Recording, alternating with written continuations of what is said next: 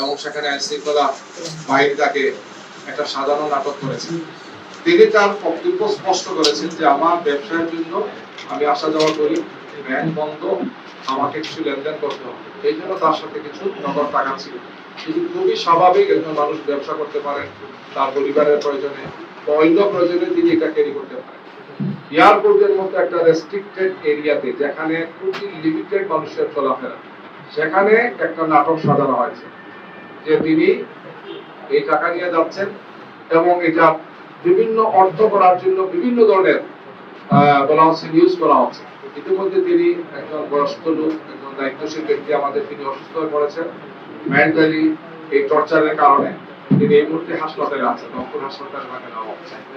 আমরা খুবই দৃঢ়তার সাথে বলতে চাই, বাংলাদেশ জামাত ইসলামী তার নীতি নির্ধারণ, তার কর্মপন্থা, তার কর্মসূচি এবং তার সাংগঠনিক কার্যক্রম পরিচালনা সবসময় স্বচ্ছতা এবং জবাবদিহিতার সাথে আমরা ভূমিকা পালন করে থাকি। জামাত ইসলামী নেতৃবৃন্দকে, জামাত ইসলামীকে বিতর্কিত করার জন্য এই ধরনের অপপ্রয়াস শিখতে হয়েছে। গত 28 তারিখ আমিরে জামাত যখন কুষ্টিয়া থেকে সফর আরম্ভ করে, আপনারা খেয়াল করেছেন, তখন মেহেরপুর জেলা আমিরের গাড়িতে অস্ত্র পাওয়া গিয়েছে এই মর্মে একটা নিউজ দেওয়া।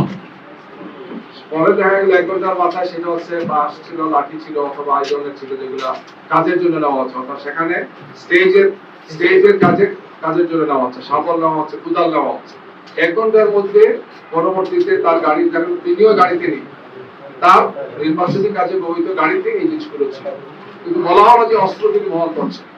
এই ধরনের উদ্দেশ্য প্রণোদিত ভাবে কিছু নিউজ তৈরি করে কিছু লোক আইন শৃঙ্খলা বাহিনীর একটা অংশের দুঃসাহসে আমাদের ভাবমর্যাদাকে নষ্ট করার জন্য চেষ্টা করা হচ্ছে। অথচ 1 ঘন্টার মধ্যে তাকে ছেড়ে দেওয়া হয়েছে, তাকে বলতে তার গাড়িতে যারা ছিলেন বলা হচ্ছে যে সেটাই আসলে বাস্তব।